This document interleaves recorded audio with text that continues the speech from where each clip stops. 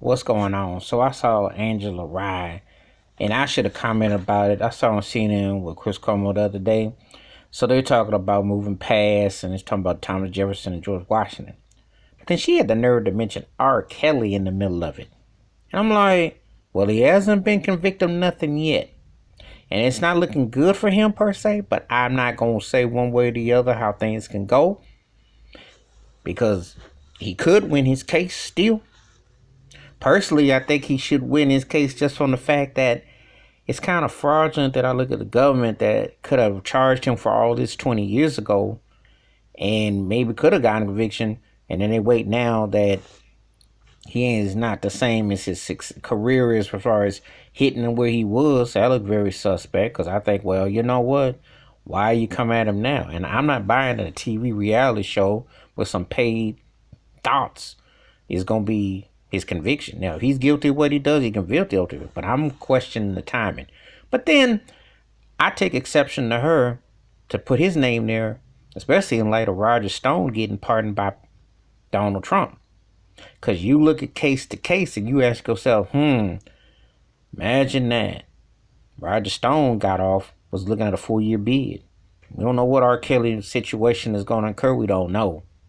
But I'm going to go one step further. She was trying to sound sharp and hip, and she ended up sounding like an idiot. Thomas Jefferson, and no one gets canceled. First and foremost, no one gets canceled. Hollywood's still making hand over fist in R. Kelly's name as they are with Harvey Weinstein, as they are with Bill Cosby, etc. No one gets canceled. There's going to be buyers. There's going to be people out there buying, regardless. Roman Polanski, they still making residuals. Look it up. So miss me with all this cancel crap and culture. It's people who weren't gonna buy, but they're still streaming. So the people still doing stuff.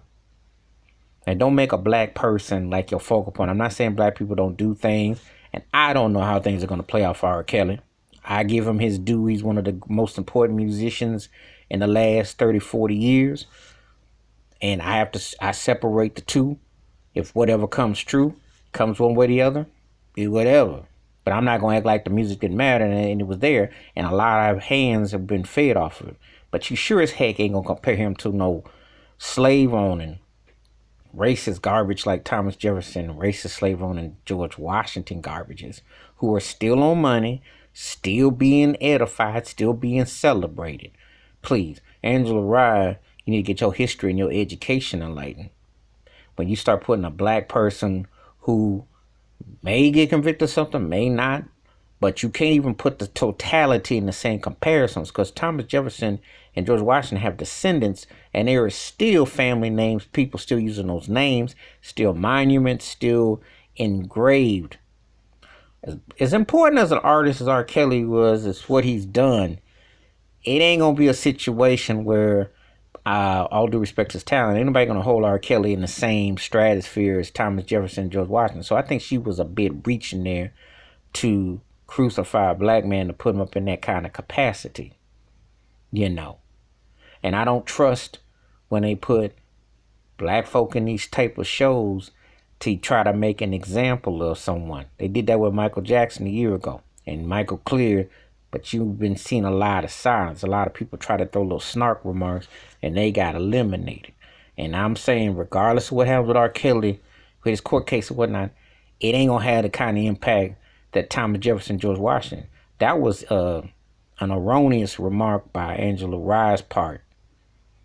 You shouldn't even mention R. Kelly's name in that capacity because his acts, if from the truth, were wrong and have connotations, but they don't have the depth of slave owners who dictated the laws, legislation in the world that have impact and absentee fatheritism and also how it was legalized. You cannot compare the two.